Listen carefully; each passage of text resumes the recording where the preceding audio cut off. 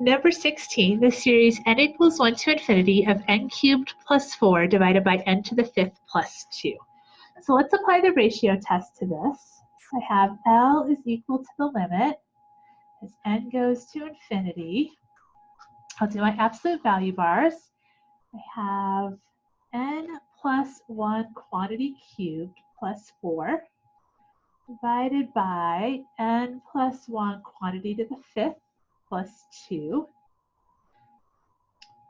times, I'll put my n to the n cubed plus 4 in the denominator and my n to the 5th plus 2 in the numerator. Right, so I'm multiplying by the reciprocal of that second fraction. Close my absolute value bars.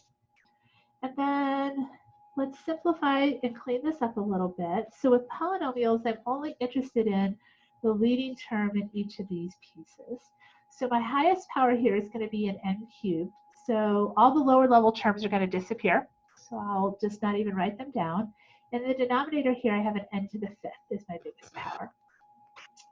And here I have an n to the 5th in the numerator. I have an n cubed in the denominator. So this limit is going to be equal to 1. So this is inconclusive, okay, by ratio test. You'd have to use a different test to determine if this series converges or diverges. So if you have a polynomial over a polynomial, you do not want to use the ratio test. It's always going to come up inconclusive. What you would want to use is like the direct comparison test or the limit comparison test on something like that. All right, let's take a look at number 17. This one will work with the ratio test. We have the series n equals 1 to infinity, negative 1 to the n plus 1 times n squared 2 to the n over n factorial. So I would like you to pause the video and give this one a try on your own.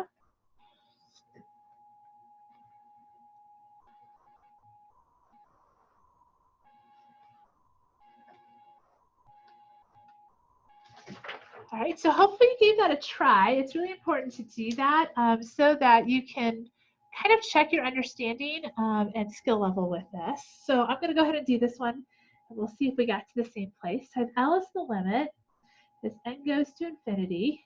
So I'll have the absolute value. I have negative 1 to the n plus 2, and that's going to be in the numerator. I have an n plus 1 squared in the numerator. I have a 2 to the n plus 1 in the numerator. And I have an n plus 1 factorial in the denominator.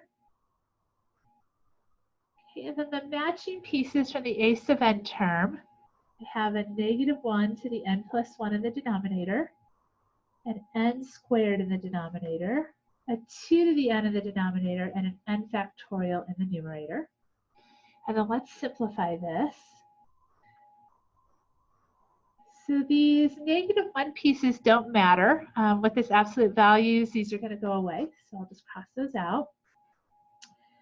I have an n plus 1 over an n squared. So I can combine that as n plus 1 over n, quantity squared. 2 to the n plus 1 over 2 to the n gives me a 2 in the numerator.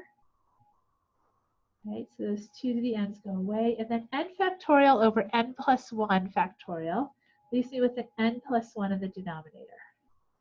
All right, so this is what I have. This piece here is going to go to 1 as n goes to infinity. And this piece here is going to 0. So overall, this limit is going to go to 0. And I'm ready to write my conclusion statement. So since L is equal to 0, which is less than 1, the sum n equals 1 to infinity of negative 1 to the n plus 1 n squared 2 to the n over n factorial. Let's see, converges absolutely by ratio test, by RAT. So there is our conclusion statement.